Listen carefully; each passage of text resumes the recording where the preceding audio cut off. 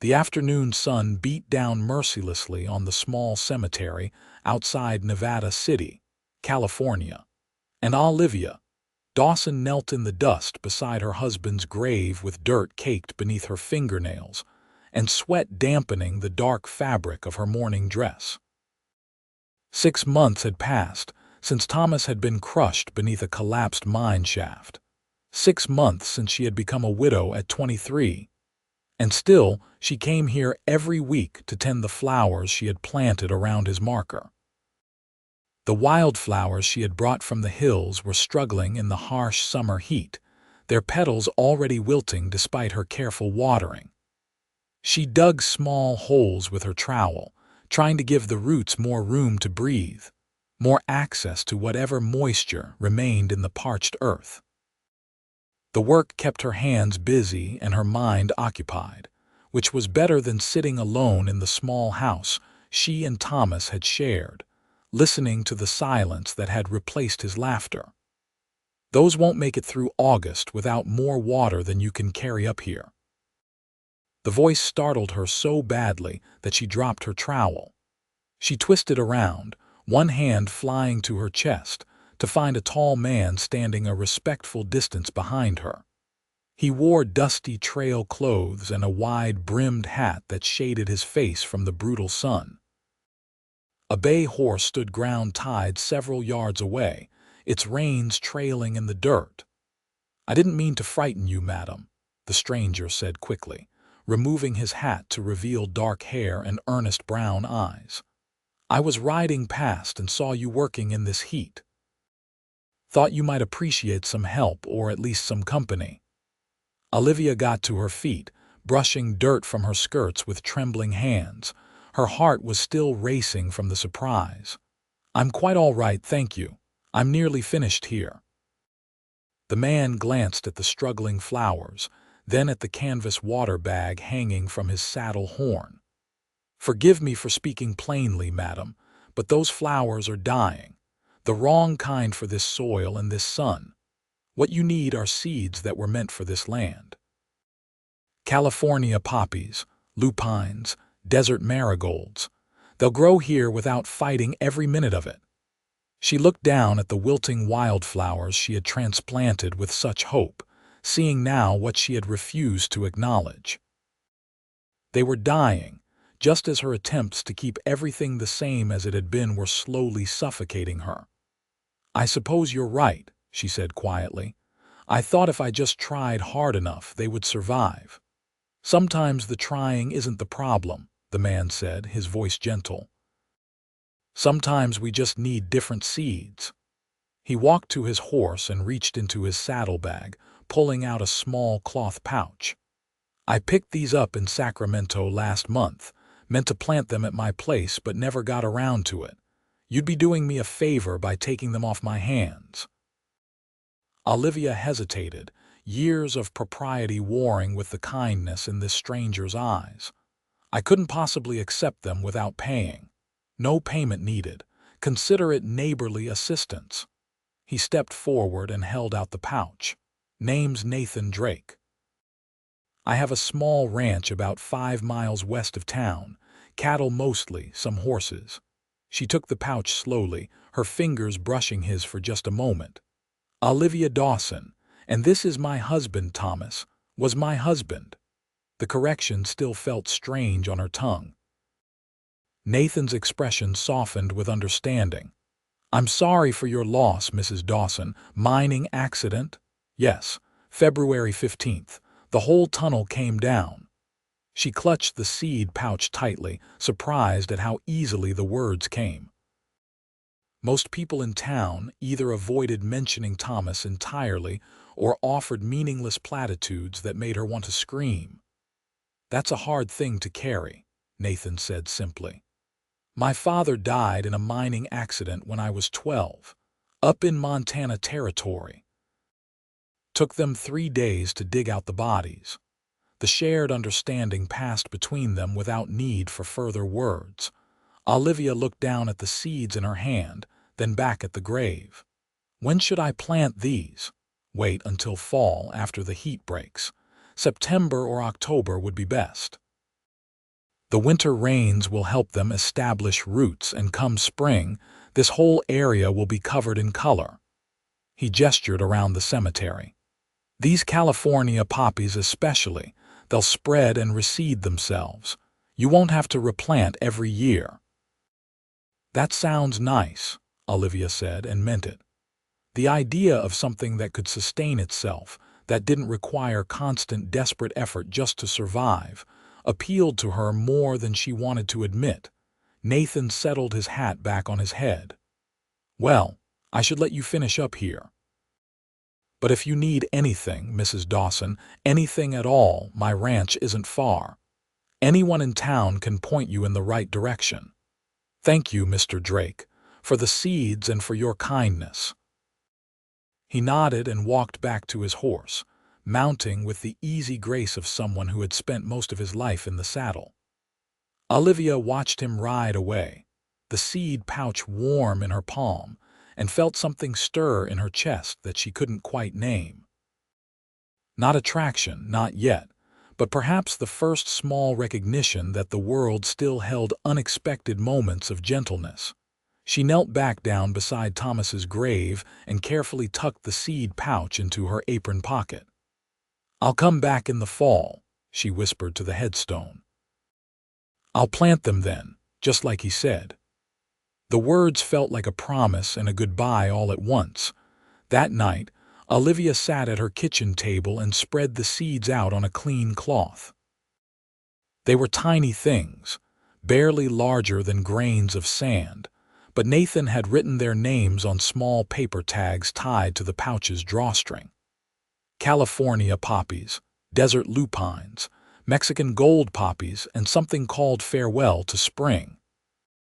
She touched each pile gently, imagining the colors they would bring to that dusty hillside. The house creaked around her, settling into its evening sounds. She had grown accustomed to the silence, to eating dinner alone and going to bed without conversation. Thomas had been a good husband, if not a particularly demonstrative one. Their marriage had been built on practical affection and shared goals rather than grand passion. His death had left her financially secure, at least by the modest standards of Nevada City, but emotionally adrift in ways she was only beginning to understand. She rewrapped the seeds carefully and placed them in a tin on the mantel where she would see them every day. A reminder that fall would come, and with it, the chance to plant something that would actually grow. The following Sunday, Olivia was leaving the general store with her weekly supplies when she saw Nathan Drake again. He was loading bags of feed onto a wagon, his shirt sleeves rolled up despite the morning chill. When he caught sight of her, he straightened and touched the brim of his hat in greeting. "Mrs. Dawson." "Good morning, Mr. Drake." She found herself smiling, surprising herself. "Thank you again for the seeds. I've been keeping them safe." "Glad to hear it." He finished loading the last bag and brushed off his hands. "I was just about to head over to the cafe for some coffee before the drive back. Would you care to join me? I promise I'm harmless, and Mrs. Chen makes the best biscuits in 3 counties." Olivia knew she should decline. It had only been 6 months since Thomas died, and the town gossips would have a field day if they saw her taking coffee with a strange man. But the thought of returning to her empty house, of spending another Sunday afternoon alone with only her thoughts for company, made her chest tighten with dread. "I would like that," she heard herself say. "Thank you." The cafe was busy with the after-church crowd, but Mrs. Chen found them a small table near the back window. Nathan ordered coffee and biscuits for both of them, and when the food arrived, Olivia discovered he had been right about the quality. "These are wonderful," she said, savoring the buttery flakes that melted on her tongue. Mrs. Chen used to run a boarding house in San Francisco before she moved out here with her husband. She knows her way around a kitchen. Nathan added sugar to his coffee, stirring slowly. "I hope I'm not being too forward by inviting you, Mrs. Dawson. I know you're still in mourning." but you looked like you could use a friendly face, and I figured there's no harm in coffee and conversation." "There's no harm in it," Olivia agreed, though she could already feel curious eyes on them from other tables. "And please call me Olivia. Mrs. Dawson makes me feel ancient." "Olivia, then." "And I'm Nathan." He took a sip of his coffee, his expression thoughtful. "Have you lived in Nevada City long?" "3 years. Thomas and I came out from Ohio after we married. He had heard about the mining opportunities here, thought he could make a fortune." She smiled sadly. He was always optimistic like that. Believed if he just worked hard enough, everything would work out. "Most miners think that way," Nathan said. "It's what keeps them going into those tunnels day after day, even when the odds are stacked against them. My father was the same. Chased gold and silver from California to Montana, always sure the next claim would be the big one. But you chose ranching instead." "I did. Saw enough of mining life to know it wasn't for me.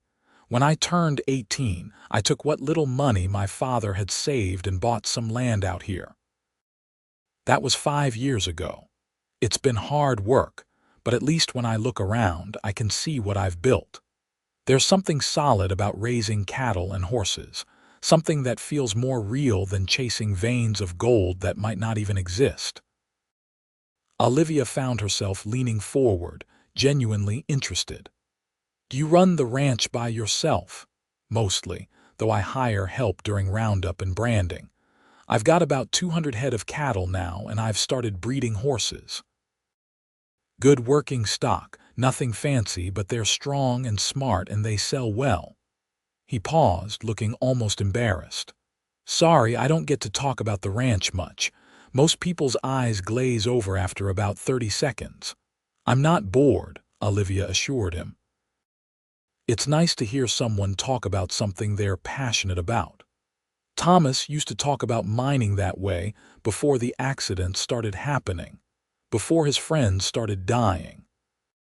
The conversation flowed easily after that, moving from ranching to the growing pains of Nevada City, to books they had read and places they hoped to see someday. Nathan had a quiet way about him, a steadiness that reminded Olivia of the oak trees that dotted the California hills, solid and enduring. When he laughed, which he did often, his whole face transformed. "I should get going," Nathan said finally, glancing out the window at the sun's position. "Got a long ride ahead of me and I like to be home before dark. But this was nice, Olivia, really nice." "It was," she agreed and meant it. She had not realized how much she had missed simple conversation, the give and take of getting to know another person. "Thank you for the company. Maybe we could do it again sometime. I come into town most Sundays for supplies. We could make it a regular thing if you'd like." Olivia knew she should consider the implications, should think about what people would say. But as she looked at Nathan's hopeful expression, she found she didn't care nearly as much as she should. "I'd like that very much." They parted ways outside the cafe, and Olivia walked home with her groceries feeling lighter than she had in months. The seed of something new had been planted, though she couldn't yet say what it might grow into. True to his word, Nathan was in town the following Sunday, and the Sunday after that. Their coffee meetings became a routine that Olivia found herself looking forward to with an anticipation that was both exciting and slightly frightening. They talked about everything and nothing, building a friendship that felt as natural as breathing. The town gossips did notice, of course. Mrs. Henderson, who lived 2 houses down from Olivia, made a point of mentioning how quickly some women forgot their marriage vows. Olivia smiled politely and kept walking. She had no intention of explaining herself to narrow-minded busybodies who had nothing better to do than speculate about other people's lives. August faded into September, and the brutal summer heat finally began to ease. The hills around Nevada City turned golden brown, waiting for the winter rains to bring them back to life. One Sunday, as Olivia and Nathan were finishing their coffee, he cleared his throat nervously. "The seeds should be planted soon," he said, "before the first rains come. I was thinking, if you'd like some help, I could come by next Saturday. Make sure you get them in the ground properly." Olivia's heart fluttered unexpectedly. Having Nathan at the cemetery felt intimate somehow, more personal than their public coffee meetings. But she wanted his help, wanted his company, wanted the reassurance of his steady presence. "That would be wonderful," she said. "Thank you." Saturday dawned clear and cool with high clouds that promised rain before the week was out. Olivia walked up to the cemetery carrying the tin of seeds, a water bucket, and her gardening tools. Nathan was already there, waiting beside Thomas's grave with a rake and a bag of what looked like soil amendments. "Morning," he said, his smile warm. "I brought some compost from the ranch. It'll help the seeds establish better." They worked side by side in companionable silence, Nathan raking the soil while Olivia mixed in the compost. His presence was comforting, and she found herself watching the way his hands moved, capable and sure. When the soil was ready, he showed her how to scatter the seeds, not too thick but enough to ensure good coverage. "That's it?" Olivia asked, surprised by how simple it had been. "That's it. Nature does the rest. The rain will push them into the soil, and come spring, you'll have more flowers than you know what to do with." He stood, brushing dirt from his knees. Thomas was lucky to have someone who cares so much about honoring his memory. Olivia looked down at the freshly prepared soil, thinking about the man buried beneath it. "I loved him," she said quietly. "But I'm starting to realize that loving someone who's gone and living my own life aren't mutually exclusive. Does that make me a terrible person?" "No," Nathan said firmly. "It makes you human. The people we love wouldn't want us to stop living just because they're gone. They'd want us to find joy again, to build new things, to keep going forward." She met his eyes, seeing the truth of his words reflected there. "Is that what your father would have wanted for you?" "I think so. He always said life was too short to waste time on regrets." Nathan reached out and gently took her hand. The touch sent warmth spreading through her chest. "Olivia, I know it hasn't been that long since Thomas passed. I know people talk. But I want you to know that these past months, getting to know you, they've meant a lot to me. You're the first person I've met in years who doesn't just see a rancher or a neighbor, but actually sees me." "I feel the same way," Olivia admitted, her voice barely above a whisper. "You've made me remember what it feels like to look forward to something, to wake up excited about the day ahead. I didn't think I'd feel that way again." Nathan squeezed her hand gently. "I don't want to rush you or push you into anything you're not ready for. But I'd like to court you properly, if you'll let me. I'd like to see where this could go." Olivia thought about the seeds they had just planted, about how growth required both the right conditions and the courage to put down roots. She thought about Thomas and the life they had shared, and about the future that stretched ahead of her, full of possibilities she had been too afraid to consider. "I'd like that too," she said. And then, because words didn't seem like enough, she stepped closer and kissed him softly. Nathan's arms came around her, careful and tender, and for the first time since Thomas's death, Olivia felt truly present in her own life. The kiss was sweet and unhurried, a promise of things to come rather than a destination in itself. When they pulled apart, both slightly breathless, Nathan was smiling. "So this is really happening?" he asked, his voice full of wonder. "This is really happening," Olivia confirmed, "though we should probably prepare ourselves for what the town will say." "Let them say whatever they want. I've never cared much for gossip, and I'm not about to start now." Nathan took both her hands in his. "We'll take this at whatever pace feels right for you. There's no rush, no expectations. I just want to spend time with you, get to know you better, see what builds between us." Over the following months, they did exactly that. Nathan came into town twice a week now instead of just Sundays, always finding excuses to stop by Olivia's house. He fixed her front steps when they started to sag, replaced a section of fence that had blown down in a windstorm, and helped her prepare her vegetable garden for winter planting. Olivia cooked him dinners that they ate at her kitchen table, talking late into the evening about their hopes and dreams and the lives they had lived before finding each other. The town gossips clucked their tongues and whispered behind raised hands, but Nathan had been right. Olivia found she didn't care. Her happiness mattered more than their approval, and she was happier than she had been in years, perhaps happier than she had ever been. In November, Nathan invited her to the ranch for the first time. The ride from town took just over an hour, through rolling hills covered in the golden grass that gave California its distinctive autumn color. When they crested the final rise, Olivia gasped at the sight spread below. The ranch house was modest but well-maintained, with a wide porch and windows that caught the afternoon light.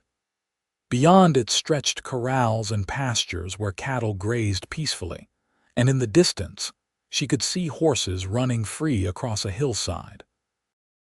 It was beautiful in its simplicity, a working ranch that reflected Nathan's practical nature and his obvious love for the land. "What do you think?" Nathan asked, a hint of nervousness in his voice. "I think it's wonderful," Olivia said honestly. "I can see why you love it here." He showed her around with obvious pride, introducing her to his horses and explaining his plans for expanding the breeding program. They walked to the top of a hill where Nathan said he sometimes came just to think, and from there, they could see for miles in every direction. "When I first bought this place, it was just raw land," Nathan said, his arm around Olivia's waist as they watched the sun begin its descent. "No buildings, no fences, nothing but grass and sky. I've built everything you see with my own hands, one piece at a time. It's not fancy, but it's mine." "It's more than that," Olivia said, leaning into him. "It's a testament to what you can build when you believe in something. I admire that about you, Nathan. Your determination, your willingness to work for what you want." "I want you," he said simply, turning to face her. "I've wanted you since that first day at the cemetery when you were so determined to make those flowers grow. I want to build a life with you here if you'll have me." Olivia's heart soared. "Are you asking me to marry you?" "Not yet. Not officially. I know it's too soon, that you need more time. But I'm telling you my intentions, letting you know where my heart is. When you're ready, when enough time has passed that you feel right about it, I'll ask you properly. Until then, I just want you to know that I love you, Olivia. I love your strength and your kindness, and the way you face the world with your head held high despite everything you've been through." "I love you too," Olivia whispered, the words feeling both terrifying and absolutely right. "I didn't think I could feel this way again, didn't think I deserved to. But you've shown me that the heart has room for more than one chapter, that loving someone new doesn't diminish what came before." They kissed, as the sun painted the sky in shades of orange and gold, and Olivia felt a sense of rightness settle into her bones. This was where she was meant to be with this man, building something new on foundations that were still being laid. December brought the winter rains, cold and steady, soaking into the parched earth. Olivia thought often of the seeds waiting beneath the soil at Thomas's grave, germinating in the darkness, putting down roots. She visited less frequently now, not out of disrespect, but because she was busy building a present rather than tending the past. Nathan had dinner at her house at least 3 times a week, and she spent most Saturdays at the ranch, learning about cattle and horses and the rhythm of ranch life. She discovered she enjoyed the physical work, the way her muscles ached pleasantly after a day of helping with chores. Nathan was a patient teacher, showing her how to saddle a horse properly, how to read the weather, how to tell which cows were close to calving. Christmas came, and Nathan gave her a beautiful leather-bound journal with blank pages. "For writing about whatever you want," he explained. "Your thoughts, your memories, your dreams. I thought you might like having a place to put it all down." Olivia gave him a wool scarf she had knitted in the evenings and a tin of his favorite butter cookies. They spent Christmas Day at the ranch, just the two of them, cooking a simple dinner and sitting by the fire while rain drummed on the roof. It was the best Christmas Olivia could remember. January of 1877 arrived with cold, clear skies. Olivia woke one morning to find frost coating her windows in delicate patterns. She was making coffee when someone knocked at her door. Opening it, she found Martha Wilson, one of the few women in town she considered a genuine friend. "Morning, Olivia. I hope I'm not intruding, but I wanted to talk to you about something." Martha stepped inside, unwinding her scarf. "There's going to be a dance at the town hall next month. The winter social, you know the one. I was hoping you and Nathan might attend." Olivia's first instinct was to decline. The thought of appearing publicly as Nathan's companion, of dancing with him where everyone could see, felt like crossing a line she hadn't quite been ready to cross. "I don't know, Martha. It hasn't even been a year since Thomas died." "It will be by then," Martha pointed out gently. "Olivia, I know what the gossips say, and I know you're trying to be respectful, but you deserve happiness. Nathan clearly makes you happy. Why should you hide that away like something shameful?" "I'm not ashamed," Olivia said quickly. "Then come to the dance. Show everyone that you're living your life, that you're allowed to move forward. Thomas would want that for you. I'm sure of it." Olivia thought about it all day, weighing her own desires against the expectations of propriety. When Nathan came for dinner that evening, she brought up the subject. "What do you think?" she asked after explaining Martha's visit. "Is it too soon?" Nathan considered carefully before answering. "I think only you can decide what feels right, but I'll tell you this. I would be honored to take you to that dance. To walk in with you on my arm and let everyone see that we're together. Not because I want to prove anything to anyone, but because I'm proud to be with you and I'm tired of acting like we're doing something wrong." "We're not doing anything wrong," Olivia said firmly. "Then let's go to the dance." She smiled, feeling brave and nervous and excited all at once. "All right, let's go." February 15th marked 1 year since Thomas's death. Olivia woke early and dressed in her morning clothes one last time. She walked up to the cemetery alone, carrying fresh flowers even though it was too early for the seeds to have sprouted. At the grave, she knelt and placed the flowers carefully against the headstone. "I miss you," she told Thomas, her voice steady. "I'll always miss you. But I've met someone and I'm happy again. I hope wherever you are, you can be happy for me too. You always wanted me to have a good life. I'm finally starting to believe I can." She stayed for a while longer, letting herself remember the good times they had shared. Thomas had been a good man, if not the love of her life. Their marriage had been comfortable and companionable, built on mutual respect and shared goals. She didn't regret a moment of it, but she also knew with certainty that what she felt for Nathan ran deeper, burned brighter. When she walked back down the hill, she felt lighter, as if she had set down a weight she hadn't realized she was carrying. The morning was done. It was time to fully embrace what came next. The winter social arrived on a cold Saturday evening in late February. Olivia dressed carefully in a gown of deep blue that Martha had helped her alter from one of her pre-morning dresses. It felt strange to wear color again after so many months of black and gray, but also liberating. She pinned her hair up in a style that was elegant without being overly elaborate and studied herself in the mirror. She looked different than she had a year ago. Older perhaps, but also more alive, more present in her own skin. The haunted look that had shadowed her eyes for months after Thomas's death had faded, replaced by something brighter and more hopeful. Nathan arrived exactly on time, driving a wagon he had clearly cleaned and polished for the occasion. He wore a suit that was simple but well-fitted, and his hair was neatly combed. When he saw Olivia, his face lit up with such obvious admiration that she blushed. "You look beautiful," he said, helping her up onto the wagon seat. "That color suits you. Thank you. You look very handsome yourself." The ride into town was quiet, both of them nervous about the evening ahead. The town hall was already crowded when they arrived, light and music spilling out into the cold night. Nathan helped Olivia down from the wagon and offered his arm. She took it, lifting her chin, and together they walked through the doors.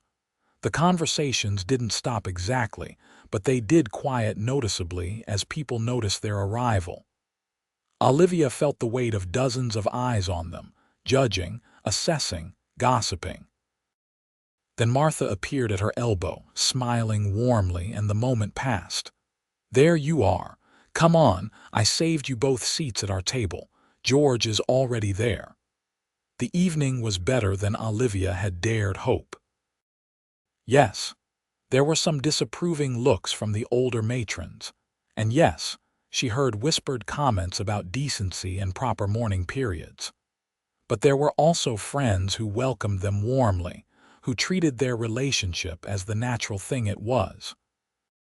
And when Nathan led her onto the dance floor for the first waltz, Olivia forgot about everyone else entirely. "You're a good dancer," she said, surprised. "My mother insisted I learn before she died. Said a man who could dance properly would never lack for companionship."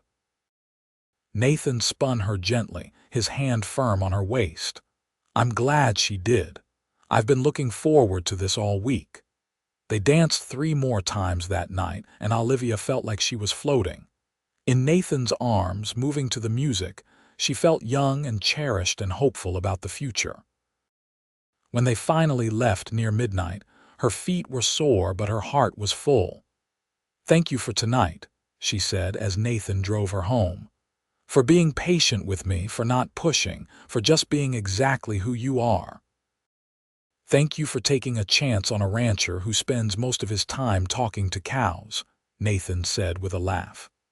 "Olivia, I meant what I said back in November. I want to marry you. I want to build a life with you. But I know we need to wait a bit longer, let enough time pass that you feel completely right about it." "Not too much longer," Olivia said softly. "Maybe spring. When the flowers bloom." Nathan's smile was bright enough to light up the darkness. "Spring sounds perfect." March brought warmer weather and the first tentative signs that winter was releasing its grip. Olivia visited Thomas's grave more regularly now, eager to see if the seeds had taken root. The first green shoots appeared in mid-March, tiny and fragile but undeniably alive. By early April, the cemetery hillside was transforming into a carpet of emerging growth. Nathan came with her one Saturday morning to check on the flowers' progress. They stood hand in hand, watching the breeze ripple through the new growth, and Olivia felt a sense of completion. Thomas's grave would be beautiful, covered in native flowers that would thrive without constant tending. It felt like the right way to honor his memory while also acknowledging that her life had moved forward. "They're going to be spectacular," Nathan said. "Another month and this whole hillside will be ablaze with color." "I keep thinking about what you said that first day," Olivia mused.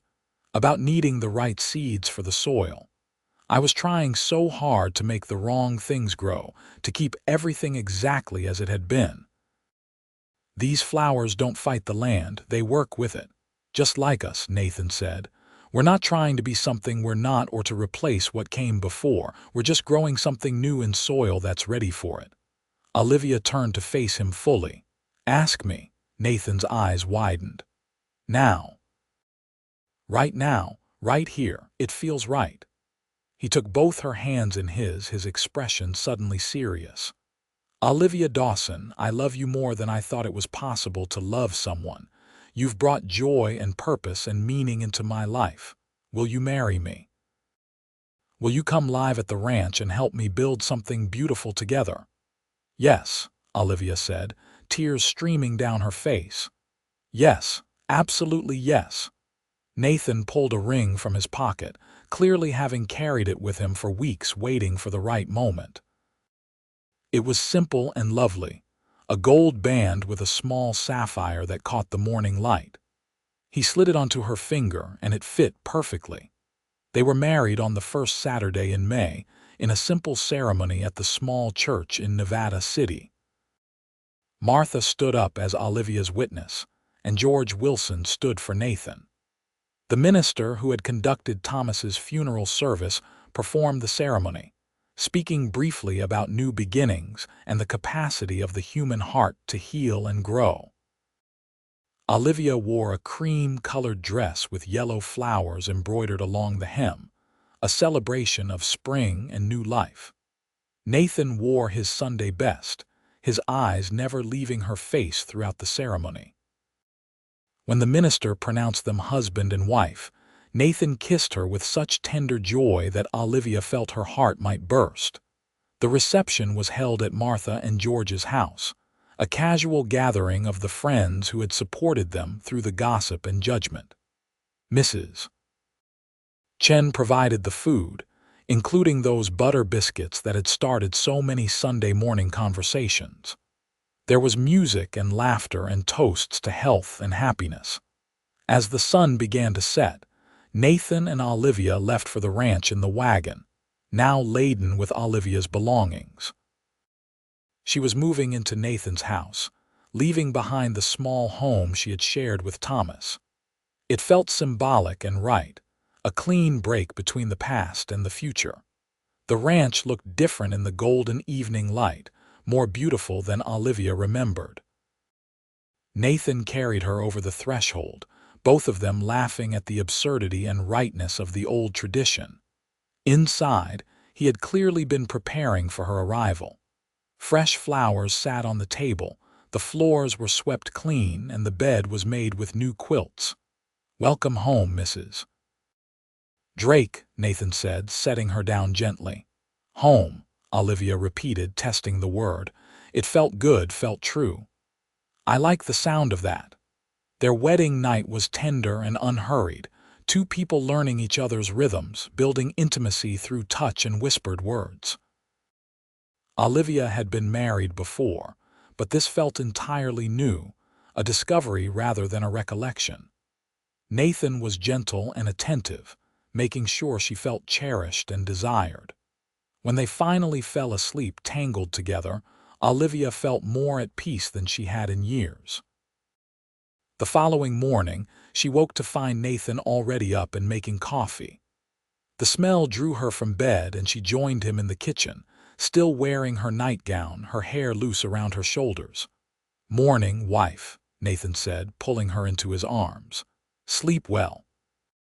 "Better than I have in years," Olivia admitted. "Everything feels different in the best possible way." They spent the morning in quiet domesticity, Nathan showing Olivia where everything was kept, explaining his routines and asking about hers. They would need to merge their lives, find compromises and new ways of doing things. But Olivia found she was excited about the challenge rather than daunted by it. After breakfast, they rode out together to check on the cattle. Nathan had given Olivia her own horse, a gentle mare named Clover who had a patient disposition and a smooth gait. Olivia was still learning to ride confidently, but with Nathan beside her, she felt brave enough to try. The ranch work was demanding but satisfying.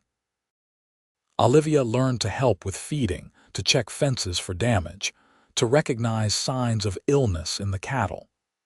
Nathan was surprised and pleased by how quickly she adapted, how willing she was to get her hands dirty and do whatever needed doing. "Most women wouldn't want any part of this," he said one afternoon as they were mending fence together. "They'd expect to stay in the house and just manage the domestic side of things." "I'm not most women," Olivia said, pulling on the fence wire to test its tension. "Besides, this is our ranch, our life. I want to be a full partner in it, not just someone who cooks and cleans while you do all the real work."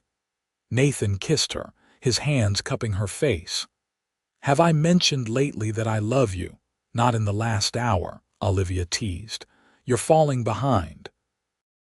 Summer arrived in full force, bringing long days of hard work and short nights when they fell into bed exhausted but content. The cattle thrived. The horses Nathan was breeding began to attract buyers from as far away as Sacramento, and Olivia's vegetable garden produced bountifully.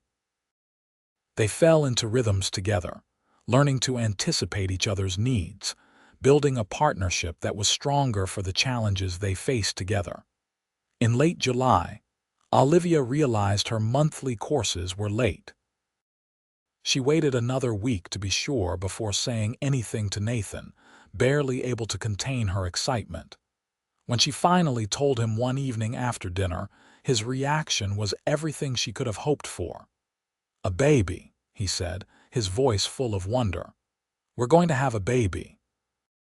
In late winter, I think, February or March if my calculations are right." Olivia took his hands. "Are you happy?" "Happy doesn't begin to cover it," Nathan said, pulling her close. "A child, our child.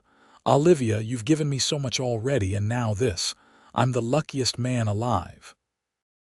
The pregnancy progressed smoothly through the fall. Olivia continued working alongside Nathan for as long as she was able, only slowing down in the final months when her growing belly made riding and heavy lifting impractical. Nathan became almost comically protective, insisting she rest more, worried about every small discomfort. "I'm pregnant, not made of glass." Olivia laughed one afternoon when Nathan refused to let her carry a basket of vegetables in from the garden. "Women have been having babies since the beginning of time." "Not my wife carrying my baby," Nathan said stubbornly. "And I'll fuss over you if I want to." In November, they made a pilgrimage to the cemetery. The flowers Olivia and Nathan had planted nearly 18 months earlier had indeed spread and reseeded themselves, just as Nathan had predicted. The grave was surrounded by a riot of California poppies, their bright orange blooms cheerful even in the gray autumn light.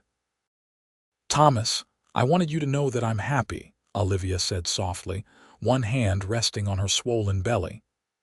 "I've found love again, real deep love, and we're going to have a baby. I think you'd like Nathan. He's steady and kind, and he works hard for what he wants. Thank you for the years we had together. They prepared me for this, for building a life with someone who sees all of me and loves me anyway." Nathan squeezed her hand but said nothing, giving her this moment of private goodbye. When they walked back down the hill, Olivia didn't look back. She had made her peace, honored the past, and now she was ready to fully embrace the future. Winter arrived with cold winds and occasional rain. Olivia grew large and uncomfortable, counting the days until the baby would arrive. Nathan hired a woman from town, Mrs. Patterson, who had experience as a midwife, to stay at the ranch for the final weeks of the pregnancy. Olivia appreciated the help and the company, even as she grew increasingly impatient to meet their child. The labor started on a cold February night, 3 days after what would have been Thomas's birthday. Olivia woke Nathan around midnight, gripping his arm as the first strong contraction hit. "It's time," she said through gritted teeth. "Get Mrs. Patterson." The next 12 hours were the longest of Nathan's life. He paced outside the bedroom door, listening to Olivia's labored breathing and occasional cries of pain, feeling helpless and terrified. Mrs. Patterson had banned him from the room, saying he would only be in the way, and Martha had arrived at dawn to assist. Finally, just as the sun was setting on a day Nathan would never forget, he heard a baby's cry, strong and lusty and absolutely perfect. Mrs. Patterson opened the door, her face creased in a tired smile. "You have a son, Mr. Drake. A big, healthy boy. Your wife did wonderfully. Come meet your family." Nathan entered the room on shaking legs. Olivia lay propped against pillows, her hair damp with sweat, her face exhausted but radiant. In her arms was a tiny bundle, and as Nathan approached, the baby turned his head, his small mouth working. "Meet your son," Olivia said softly. "I was thinking we could name him Thomas Nathan. Honor the past while celebrating the present." Nathan's eyes filled with tears. "It's perfect." "He's perfect. You're perfect." He sat carefully on the edge of the bed, touching the baby's impossibly small hand with one finger. Immediately, tiny fingers wrapped around his, gripping with surprising strength. "Hello, Thomas. I'm your father, and I promise I'm going to do everything I can to be worthy of you." The baby, as if understanding, made a small sound and settled more deeply into sleep. Those first months with a newborn were chaotic and exhausting and absolutely wonderful. Thomas was a good baby, healthy and strong, with his father's dark eyes and a surprising amount of dark hair. Nathan proved to be a devoted father, waking for nighttime feedings even though he couldn't actually feed the baby, changing diapers without complaint, and spending hours just watching his son sleep. "I never knew I could love something this much," he confessed to Olivia one night as they sat together watching Thomas sleep in his cradle. "It's terrifying and amazing all at once." "I know exactly what you mean," Olivia said, leaning her head on his shoulder. "Sometimes I look at him, and I can barely breathe from how much I love him." As winter faded into spring, they established new routines that incorporated caring for Thomas alongside ranch work. Olivia wore the baby in a sling while doing lighter chores, and Nathan built a covered area near the barn where Thomas could nap safely while they worked. The ranch continued to thrive, with Nathan's horse breeding program becoming increasingly successful. One warm April morning, Olivia took Thomas up to the cemetery to see the flowers. The hillside was more beautiful than ever, covered in waves of orange poppies, purple lupines, and golden marigolds. The native flowers had spread beyond Thomas Dawson's grave, covering the entire slope in vibrant color. "This is where I met your father," Olivia told the baby, who watched her with solemn eyes. "I was so sad then, so lost. But he brought me seeds and kindness, and everything grew from there." "That's what love does, sweetheart. It plants seeds that bloom into beautiful things." Thomas made a small cooing sound as if he understood. Olivia kissed his forehead and headed back down the hill toward home, toward the ranch where Nathan was waiting, toward the life they had built together from loss and hope and the courage to try again. Years passed in a blur of happiness and hard work.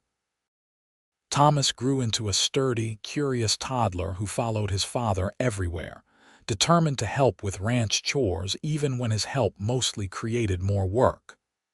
When he was 3, Olivia became pregnant again, and this time they welcomed a daughter they named Grace Olivia. She had her mother's delicate features and her father's steady temperament, and Thomas was instantly devoted to his baby sister.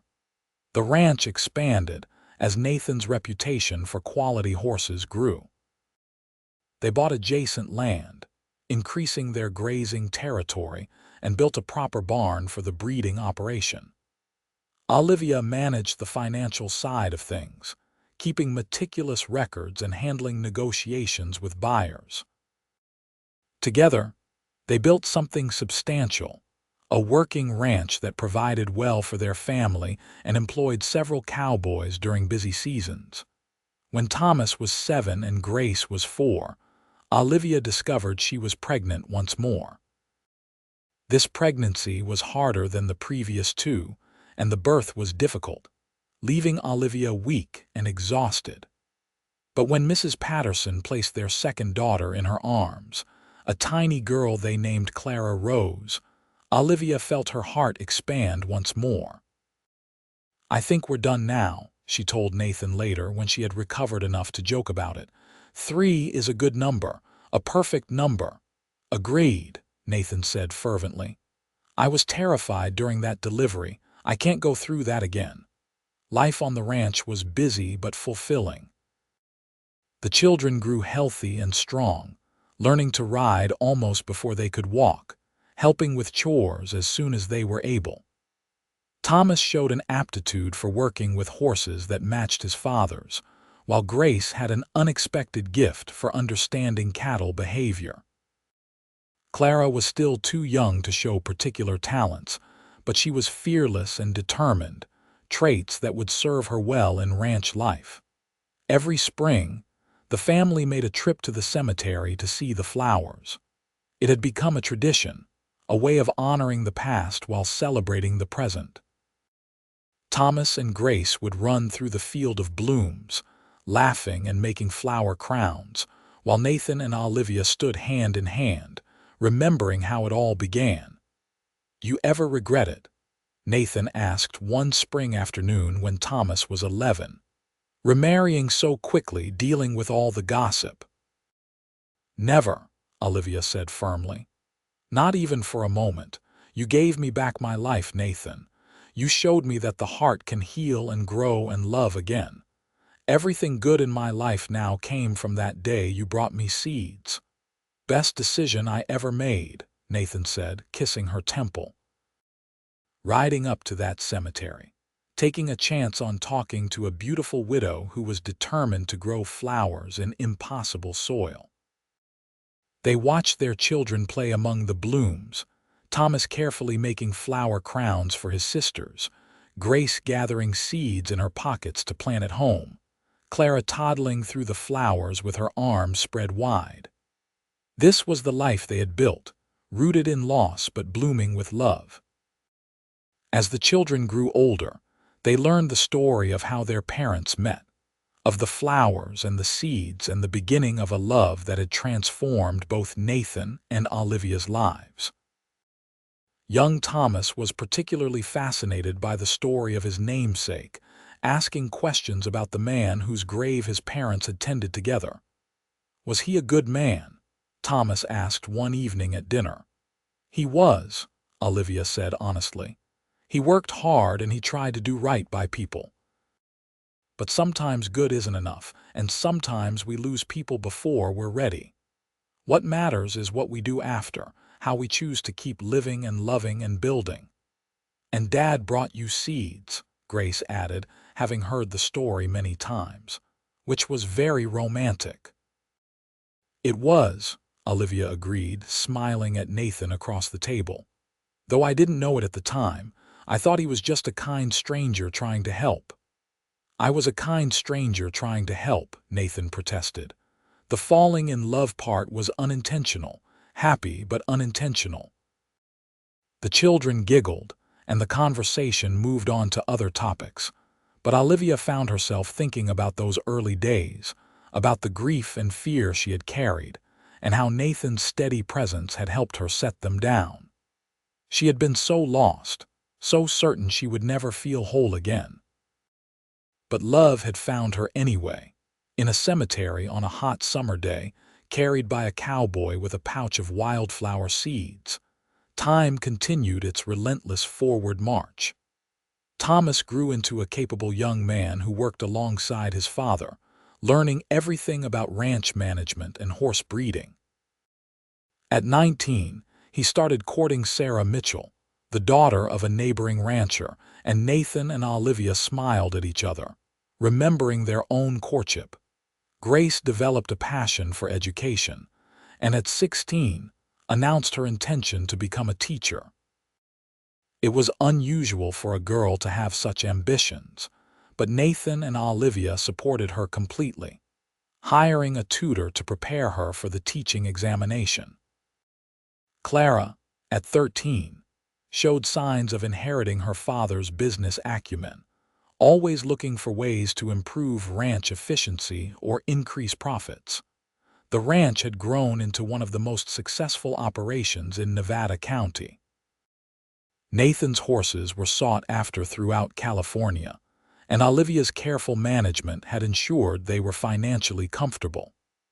They employed 6 full-time cowboys and several part-time workers during busy seasons, and the ranch house had been expanded to accommodate their growing family. One evening in early summer, when Thomas was 21, he approached Nathan and Olivia after dinner with an announcement. Sarah was standing beside him, blushing but happy. "We'd like to get married," Thomas said. "With your blessing, of course. Sarah's father has already given his permission."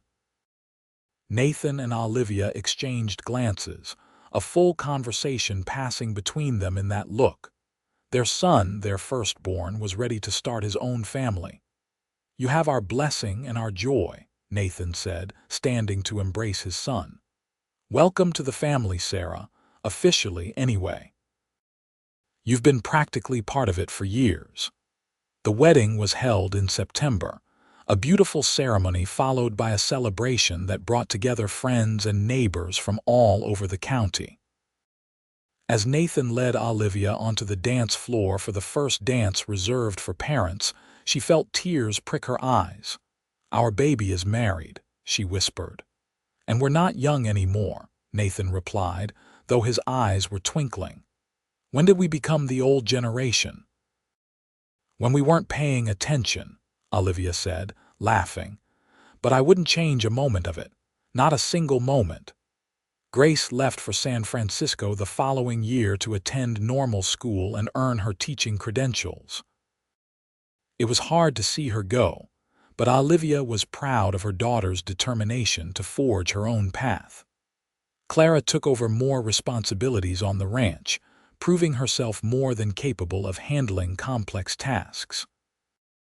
As the years passed, Nathan and Olivia gradually stepped back from the day-to-day operations, letting Thomas and Sarah, who moved into a house they built on the ranch property, take over more of the management.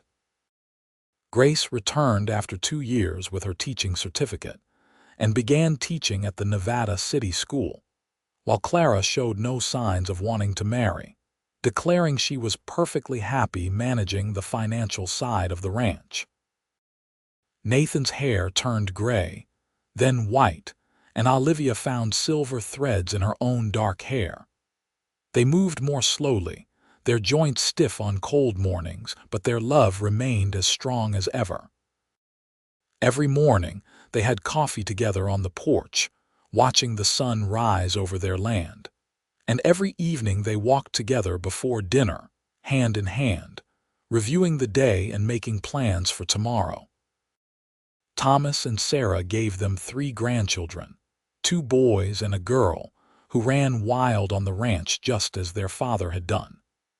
Grace eventually married a banker from Sacramento and brought him back to Nevada City, where they settled and added 2 more grandchildren to the family. Clara remained unmarried but devoted to the ranch and to spoiling her nieces and nephews. On their 25th wedding anniversary, Nathan surprised Olivia with a trip back to the cemetery where they had met. The flowers still bloomed every spring, though the original grave markers were weathered now. Someone, probably Nathan, had been maintaining Thomas Dawson's grave over the years, keeping it clear and respectful. "I wanted to come back here," Nathan said, his arm around Olivia's waist. "To remember where we started. To thank Thomas in a way for leaving you behind so I could find you. That sounds terrible, doesn't it?" "No," Olivia said softly. "It sounds honest. I loved Thomas, but what we had was nothing like what you and I built together. He would be happy for me, I think.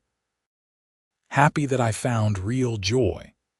They stood among the flowers, now in their middle 50s, still very much in love, reflecting on the life they had built from loss and seeds and quiet courage.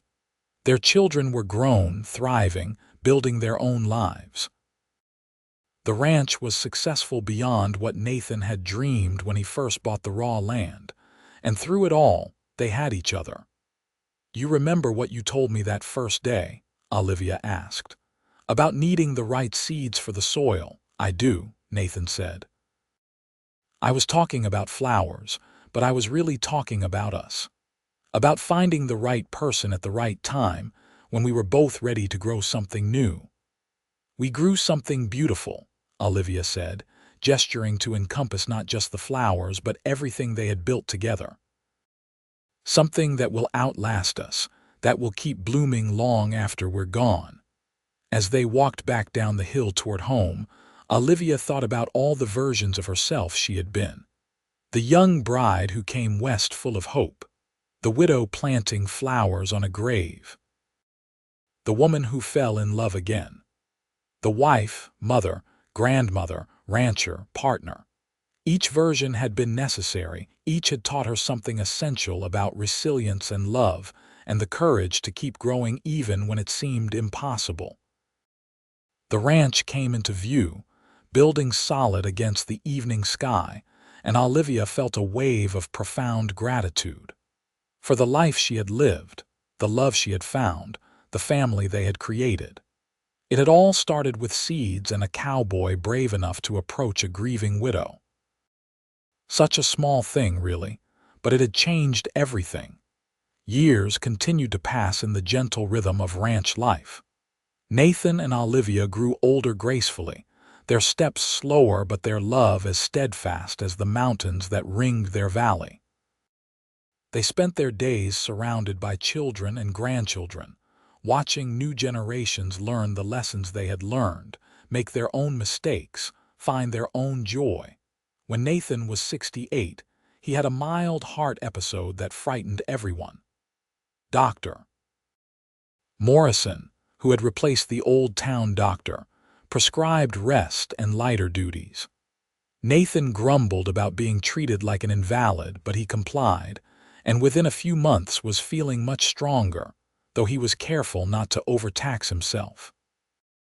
"You're not allowed to leave me," Olivia told him fiercely during his recovery.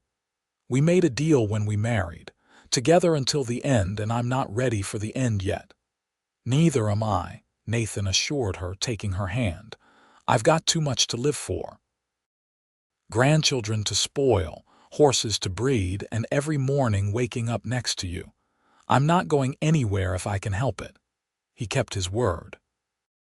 They had 10 more good years together.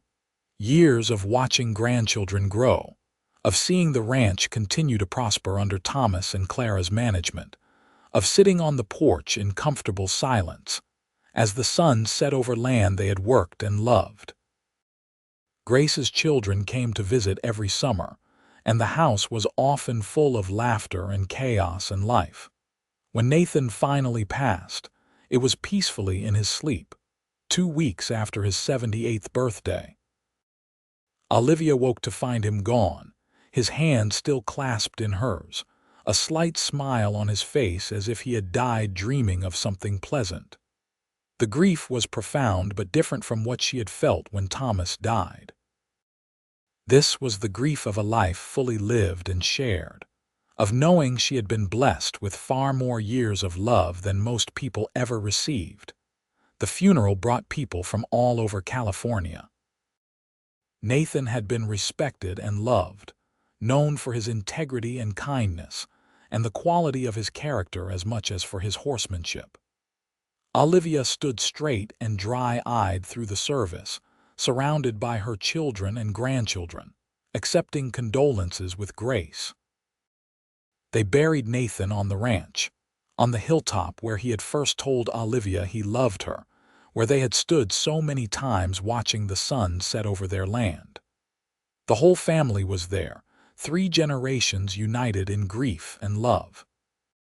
As they lowered the casket into the ground, Olivia placed a pouch of wildflower seeds on top, the same varieties Nathan had given her so many years ago. "Thank you," she whispered. "For the seeds, for the love, for every beautiful moment. I'll see you again when it's time." In the months that followed, Olivia found comfort in routine and family. She moved into the main house with Thomas and Sarah, who insisted they wanted her close. Grace visited weekly, and Clara was there every day, running the business but always making time for her mother. The grandchildren, some of whom had children of their own now, came often, filling the house with life and noise. Olivia lived 5 more years after Nathan's death, years in which she saw her first great-great-grandchild born, years in which she watched the ranch continue to grow and thrive.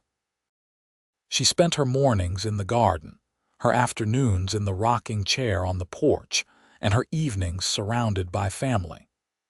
She wrote in the journal Nathan had given her so many years ago, filling page after page with memories and reflections and gratitude for the life she had lived.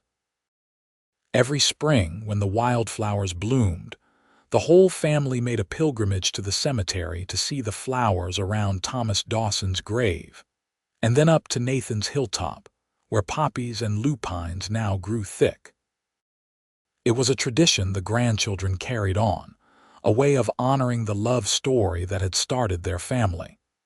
When Olivia died at 82, she went peacefully, surrounded by 3 generations of the family she and Nathan had built. Her last words were, "Plant seeds," and everyone knew she meant both literally and figuratively. Plant seeds of love, of kindness, of hope. Tend them carefully, give them what they need to grow, and trust that something beautiful will bloom. They buried her next to Nathan on the hilltop, and the whole county seemed to turn out for the funeral. Olivia had been beloved, known for her sharp mind, her generous heart, and the way she had overcome tragedy to build something lasting and beautiful.